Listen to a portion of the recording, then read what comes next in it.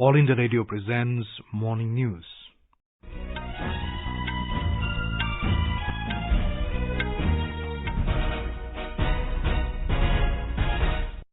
Good morning, I'm Abhishek Mukhopadhyay and with me is Sunil Verma. The headlines. Prime Minister Narendra Modi to launch Kindle version of Swami Chid Bhavananda's Bhagavad Gita virtually today. CPIM announces list of candidates for upcoming assembly elections in Kerala. Chief Minister Pinarayi Vijayan to contest from Dharmadom. Rajya Sabha passes Arbitration and Conciliation Amendment Bill 2021. Tirath Singh Rawat takes oath as Chief Minister of Uttarakhand. BJP-JJP government wins trust vote in Haryana Assembly.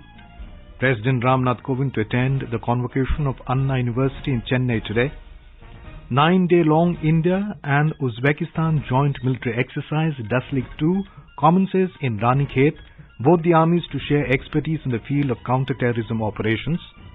US Congress passes $1.9 trillion COVID-19 relief bill. Mahashivratri been celebrated with religious fervour across the country. And in sports, Gujarat to take on Uttar Pradesh and Mumbai will take on Karnataka in the semi-final matches of the Vijay Hazare Trophy in Delhi today. Roger Federer returns from injury after 13 months to beat British number 1 Dan Evans at the Qatar Open.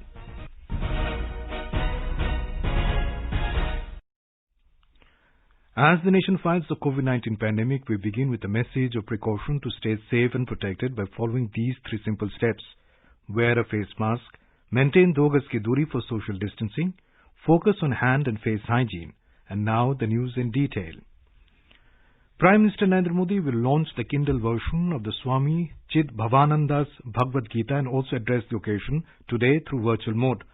The event has been organized to commemorate the sale of over 5 lakh copies of the Swami Chid Bhavananda's Bhagavad Gita. More from a correspondent. Swami Chid Bhavananda Ji is the founder of Sri Ramakrishna Tapovanam Ashram at Tiruparaturi, Tiruchirappalli, Tamil Nadu. Swamiji has authored 186 books and all genres of literary composition. His scholarly work on the Gita is one of the most extensive books on the subject. Tamil version of the Gita with his commentaries was published in 1951, followed by the English in 1965. Its translation into Telugu, Oriya, German and Japanese were undertaken by devotees. Anupam Mishra, AR News, Delhi. The Parliament gave its nod to the Arbitration and Conciliation Amendment Bill 2021 with the Rajya Sabha passing it yesterday. The upper house cleared the bill amid protests by opposition parties, including Congress, DMK and NCP over the issue of farm laws. The Lok Sabha had passed the bill last month. The legislation seeks to amend the Arbitration and Conciliation Act 1996. The Act contains provisions to deal with domestic and international arbitration and defines the law for conducting conciliation proceedings. The bill replaces an ordinance with the same provisions promulgated on 4th of November 2020. It contains provisions to deal with domestic and international arbitration. Replying to the discussion on the bill, Law Minister Ravi Shankar Prasad said that India wants to be an excellent hub for the arbitration and the Narendra Modi government will make India a big hub for domestic and international arbitration. He said freedom must be given to the domestic and international arbitrators to make the process easier so that the country can move towards the path of economic development. He asserted that India respects the honest process and the government is committed to bring transparent mechanisms in every sphere of governance. Union Minister of State for Atomic Energy and Space, Dr. Jitendra Singh has said that 4 Indian astronaut candidates are currently undergoing generic space flight training in Russia as part of Gaganyaan program. In a written reply to a question in the Lok Sabha yesterday, Dr. Singh said the astronaut training activities in Russia are nearing completion. Major modules such as survival training, parabolic flights, theoretical classes on orbital mechanics, astronavigation and some Soyuz systems have been completed.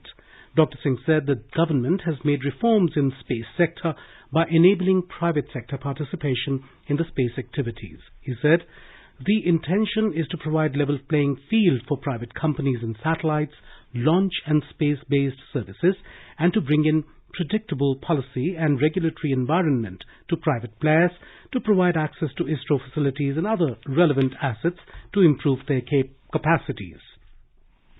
Dr. Singh also said that PSLV C-51 carried Amazonia-1 optical Earth observation satellite of National Institute of Space Research of Brazil, along with 18 small satellites on the 28th of last month. The Union Cabinet yesterday approved the Pradhan Mantri Swasthya Suraksha Nidhi PMSSN as a single non-lapsable reserve fund for share of health from the proceeds of health and education cess levied under Finance Act 2007. The major benefit of PMSSN will be enhanced access to universal and affordable health care through availability of earmarked resources, while ensuring that the amount does not lapse at the end of financial year.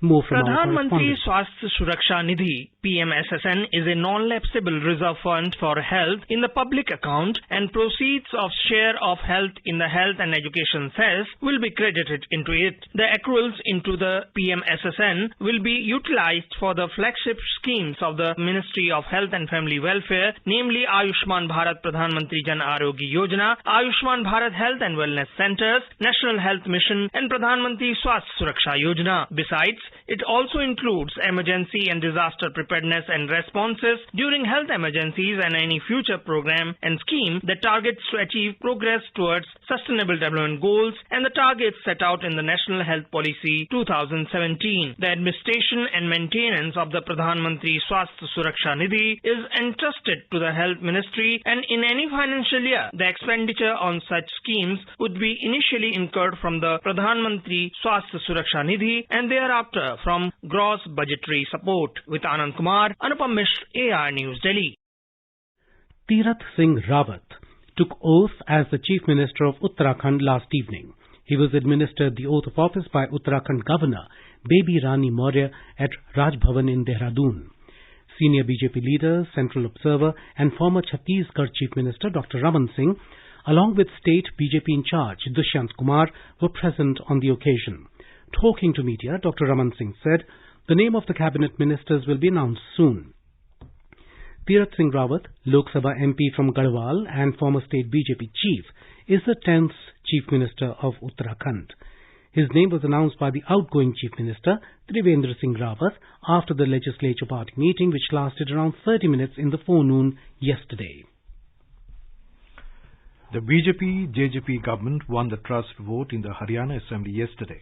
55 votes were polled against the no-confidence motion, while 32 votes were polled in favour of the motion. The no-confidence motion was moved against the Bharatiya Janata Party Jan Nayak Janata Party government by the leader of the opposition in the House, Bhupendra Singh Hooda, who had a signature of 27 Congress MLAs. Our correspondent reports that the 90-member Haryana Assembly has currently an effective strength of 88 members. In Kerala, the ruling CPIM announced its list of 83 candidates for the upcoming Legislative Assembly elections yesterday. According to reports, 33 sitting MLAs, including 5 ministers in the present cabinet, are not contesting this time as the party strictly follows a two-term policy. Due to this policy, some prominent leaders were left out of the list. More from a Thiruvananthapuram correspondent. In the ruling LDF, CPM published the list of its candidates for 83 constituencies last day. The list includes 74 party candidates and 9 independents supported by the party. Chief Minister Pinarayi Vijayan will contest from Dharmadam. In UDF, as election talks in Congress is progressing in New Delhi, the primary list is expected to be published today. In NTA, the candidate selection process in BJP is in the final phase. Declaration may follow the electoral committee meeting to be held today. Meanwhile, the official notification of assembly polls in Kerala will be out tomorrow. Mayush Shah for AR News from Thiruvananthapuram. In Tamil Nadu, with a day more to go for filing nominations, the AIADMK has released the seat-sharing equations yesterday. As per the list released, the party will contest in 171 seats, 20 seats have been given to the BJP, the prime partner, and 23 seats were allotted to PMK. In the Union Territory of Puducherry, the All India NR Congress has declared party chief N. Rangasamy as the party's chief ministerial candidate. A resolution to this effect was adopted at an emergency executive committee meeting of the party. More from our Puducherry correspondent. It may be noted that there was no official announcement on chief ministerial candidate even when an alliance and the number of seats of each parties were finalized. BJP in charge of Puducherry, Nirmal Kumar Surana, answering a question at a press conference, said that the legislature party will decide the chief ministerial candidate. And now, Surana refused to comment on the NR Congress announcing Rangasamy as the chief ministerial candidate. He said that the alliance was forged and Rangasamy is an experienced man, a former chief minister, and on his experience, we are fighting the elections. Accepting his leadership is that he denied that there is any problem in finalizing the seats with the AIADMK also. He also clarified that PMK is still in their alliance and talks are on with them. But PMK already declared that they will contest 12 constituencies in Puducherry and 3 in Karaikal independently. Chandramohan, Air News, Puducherry. President Ramnath Kovind, who is on a 3-day visit to Tamil Nadu, will be the chief guest at the 41st convocation of the prestigious Anna University today. 69 students who topped in various undergraduate programs will receive the gold medal from the president, according to the university. A few of the selected first-rank holders of full-time engineering courses and architecture will receive the degrees in person. More from a Chennai correspondent. The Anna University has the potential for excellence in biomedical engineering and instrumentation. It was named after former Chief Minister C.N. Annadurai on September 4, 1978. The university was formed by bringing together and integrating 4 well-known technical institutions in the city of Madras. The College of Engineering established in 1794, Alagappa College of Technology established in 1944, Madras Institute of Technology established in 1949, and School of Architecture and Planning established in 1957. The main campus of the university extends over 189 acres abutting the Adyar River. The Madras Institute of Technology at Krompet constitutes the second campus of the university and extends over 52 acres, and a third campus is located at Taramani in over 5 acres of land. The university offers 29 undergraduate and 90 postgraduate programs in various disciplines in various departments, and 41 undergraduate and 57 postgraduate programs in affiliated institutions. About 16,000 students are pursuing the degree, and more than 7 lakh students are pursuing the degree in the affiliated institutions. The university is proud of having more than 14,000 PhD scholars in science, engineering and technology. Joy, AIR News, Chennai. You are listening to the morning news on All India Radio. A reminder of the headlines before we move on. Prime Minister Narendra Modi to launch Kindle version of Swami Chidbhavananda's Bhagavad Gita virtually today. CPIM announces list of candidates for upcoming assembly elections in Kerala. Chief Minister Pinarayi Vijayan to contest from Dharmodom. Rajya Sabha passes Arbitration and Conciliation Amendment Bill 2021. Tirath Singh Rawat takes oath as Chief Minister of Uttarakhand.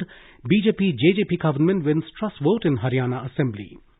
President Ramnath Kovind to attend the convocation of Anna University in Chennai today. 9-day-long India and Uzbekistan joint military exercise Dastlik 2 commences in Ranikhet, both the armies to share expertise in the field of counter-terrorism operations. US Congress passes $1.9 trillion COVID-19 relief bill. Mahashivratri being celebrated with religious fervor across the country. And in sports, Gujarat to take on Uttar Pradesh and Mumbai will take on Karnataka in the semi-final matches of Vijay Hazare Trophy in Delhi today. And Roger Federer returns from injury after 13 months to beat British number 1 Dan Evans at Qatar Open. For quick news updates round the clock, follow us on our Twitter handle at AIR News Alerts. The India-Uzbekistan joint military exercise Dastlik 2 commenced yesterday in Foreign Training Node Choptia, Ranikhet in Uttarakhand. This is the second edition of the annual bilateral joint exercise of both armies. It will continue till the 19th of this month. The first edition of the exercise was held at Uzbekistan in November 2019. 45 soldiers each from Uzbekistan and Indian Army are participating in the exercise. Both contingents will be sharing their expertise and skills in the field of counter-terrorist operations in mountainous or rural or urban scenario under UN mandate. The exercise will culminate into a 36 hours joint validation exercise scheduled from 17th to 18th of March. The validation exercise will be a test bed for the soldiers of both armies as they will be undergoing the challenges of actual operations in such scenarios. Gujarat government is gearing up for the nationwide launch of the Azadi Ka Amrit Mahotsav in the presence of Prime Minister Narendra Modi tomorrow. The Prime Minister will flag off the reenactment of the historic Dandi March of 1930 by Mahatma Gandhi from Sabarmati Ashram in Ahmedabad. The event will mark the beginning of the grand celebrations of the 75th anniversary of independence. Our Ahmedabad correspondent reports that the preparations are in full swing for the reenactment of the historic Dandi March of 1930, one of the biggest milestones of India's freedom struggle. All roads connected with historic Sabarmati Ashram in Ahmedabad are beautifully decorated with colors and lights.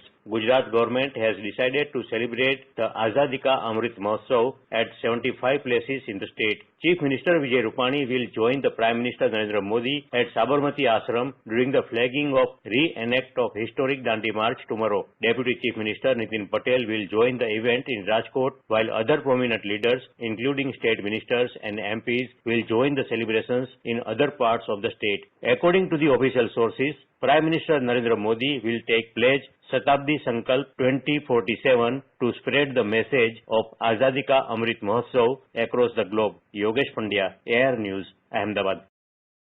The festival of Mahashivratri is being celebrated across the country with full religious fervor.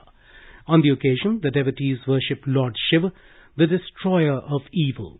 The devotees also visit Shiva temples to pay their obeisance, to seek God's blessings.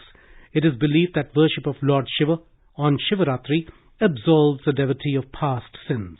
The worship is said to liberate a soul from the cycle of birth and death and helps attain moksha or salvation.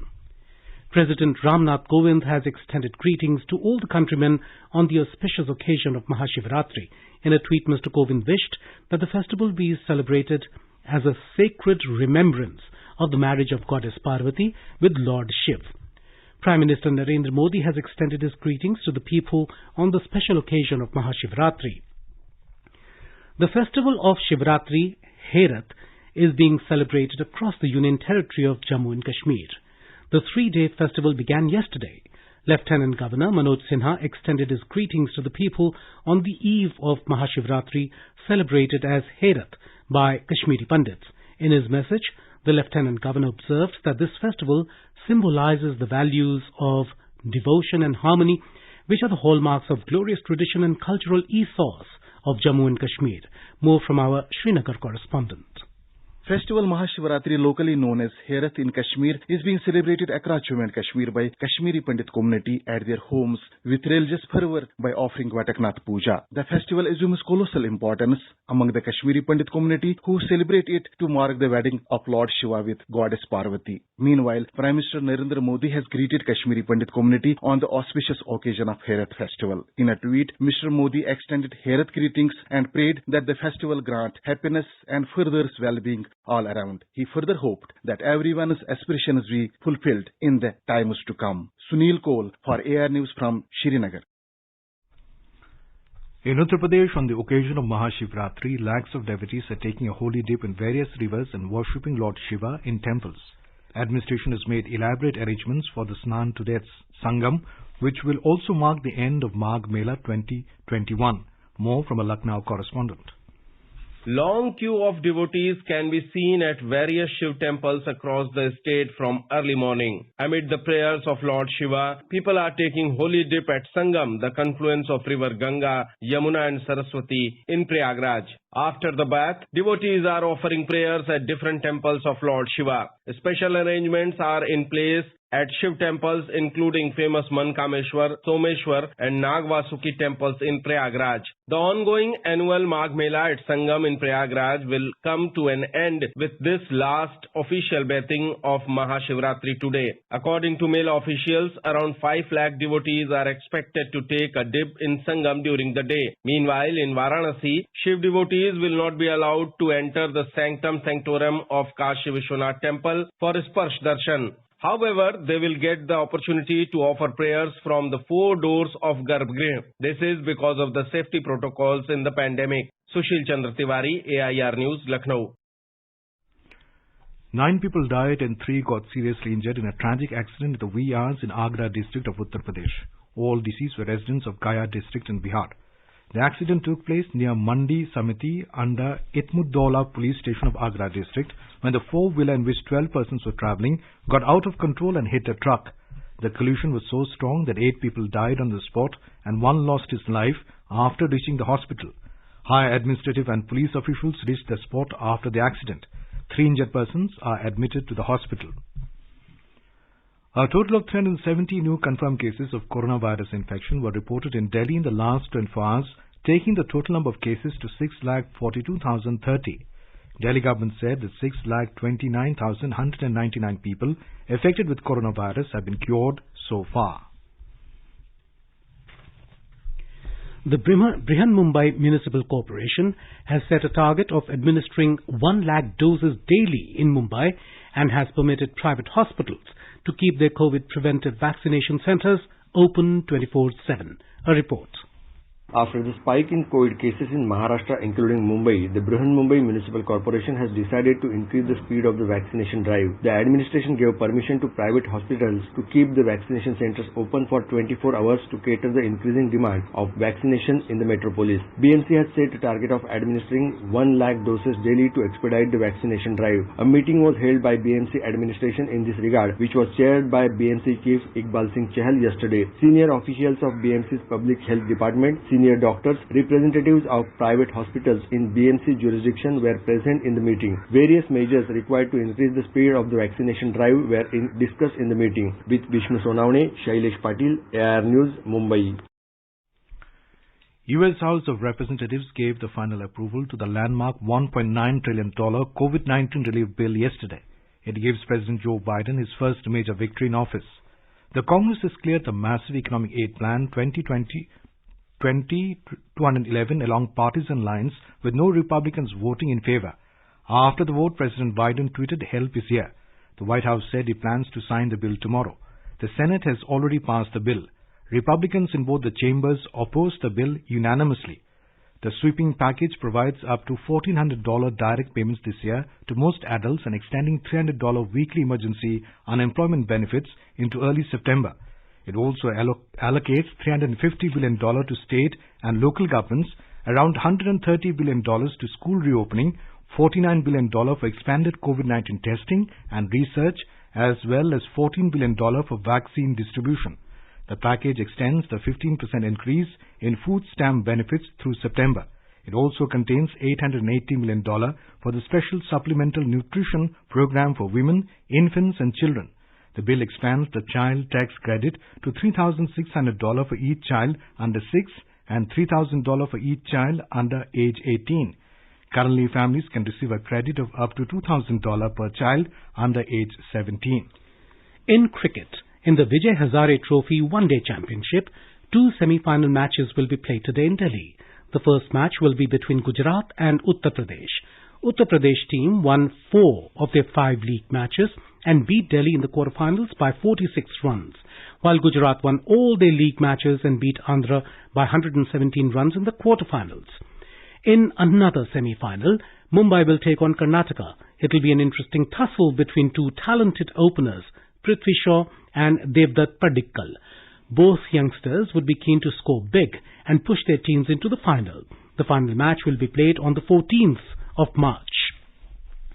Roger Federer won his first match yesterday, contested after 13 months, as he returned from injury to beat British number 1 Dan Evans at the Qatar Open. 39-year-old Federer, who underwent 2 knee surgeries in 2020, still proved a tough opponent for an in-form Evans, who ultimately succumbed 7-6, 3-6, 7-5 after an epic tussle lasting 2 hours and 24 minutes. The Swiss great had not played a match since a semi-final defeat by Novak Djokovic at Australian Open in January 2020, 405 days ago, and acknowledged it was unusual for a player of his age to return after injury. Federer said that he was hoping to be back to 100% for Wimbledon in June, but had not taken decisions on tournaments before then or the Tokyo Olympics.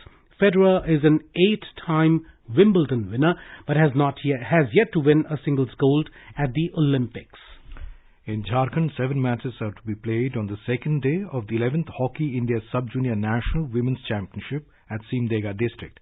The first match of the day started at 7 in the morning and has been played between the Hockey Delhi and Andhra Pradesh. Now let us take a look at the weather forecast for today. National capital Delhi is likely to have partly cloudy sky with possibility of the development of thunder and lightning. The maximum temperature will be around 33 degrees Celsius. The minimum temperature was 17 degrees.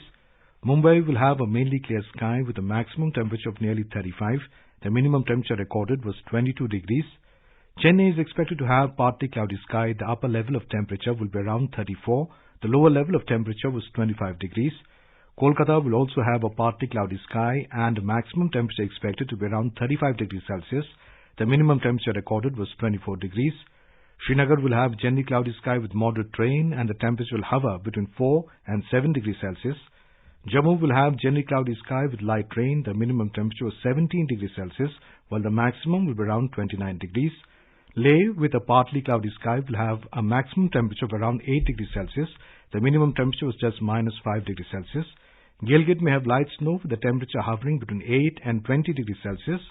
And Muzaffarabad will have generally cloudy sky with moderate rain with temperatures rising from 10 to 15 degrees Celsius.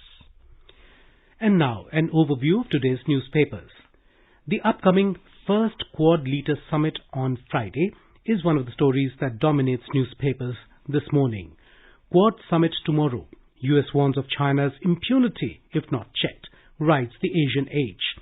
The paper, quoting a US commander, says, PLA yet to quit some LAC areas. Government changes rules to firewall telecom infra from China threat, notes the Times of India. Cabinet paves way for raising FDR limit in insurance sector to 74%, leads the Indian Express. Garhwal MP Tirath Singh Rawat, sworn in as Uttarakhand CM, informs the Pioneer. Haryana government defeats no trust vote, reports the Hindu, adding MLAs vote along party lines to defeat Congress motion by 55 votes to 32. PC Chako resigns from party, observes the Statesman. The paper quotes him as saying, no democracy left in Congress. And finally, referring to the 2021 class of young global leaders who are the world's most promising 112 tomorrow's leaders, Financial Express reports that Deepika Padukone joins World Economic Forum's WEF's new young global leaders list. And in some more news, Odisha government has targeted to vaccinate 1 lakh senior citizens against COVID-19 per day. The State Health Department has asked the district and municipal authorities to accelerate the pace of vaccination of the elderly to achieve the target. Kerala reported 2,475 new COVID-19 cases and 4,192 recoveries yesterday. The number of active COVID cases in the state fell to 35,418. Test positivity rate has remained below 4% for the third consecutive day yesterday. And now, before we end the bulletin, the headlines once again. Prime Minister Narendra Modi to launch Kindle version of Swami Chidbhavananda's Bhagavad Gita virtually today. CPIM announces list of candidates for upcoming assembly elections in Kerala. Chief Minister Pinarayi Vijayan to contest from Dharmadom. Rajya Sabha passes Arbitration and Conciliation Amendment Bill 2021. Tirath Singh Rawat takes oath as Chief Minister of Uttarakhand. BJP-JJP government wins trust vote in Haryana Assembly. President Ramnath Kovind to attend the convocation of Anna University in Chennai today. 9-day-long India and Uzbekistan joint military exercise, Daslik 2, commences in Ranikhet. Both the armies to share expertise in the field of counter-terrorism operations. US Congress passes $1.9 trillion COVID-19 relief bill. Mahashivratri been celebrated with religious fervor across the country. And in sports, Gujarat to take on Uttar Pradesh and Mumbai will take on Karnataka in the semi-final matches of the Vijay Hazare Trophy in Delhi today. And Roger Federer returns from injury after 13 months to beat British number 1 Dan Evans at the Qatar Open. And for details of these stories and more, log on to our website www.newsonair.com and News on AIR app. And with that, we end the morning news. Have a nice day.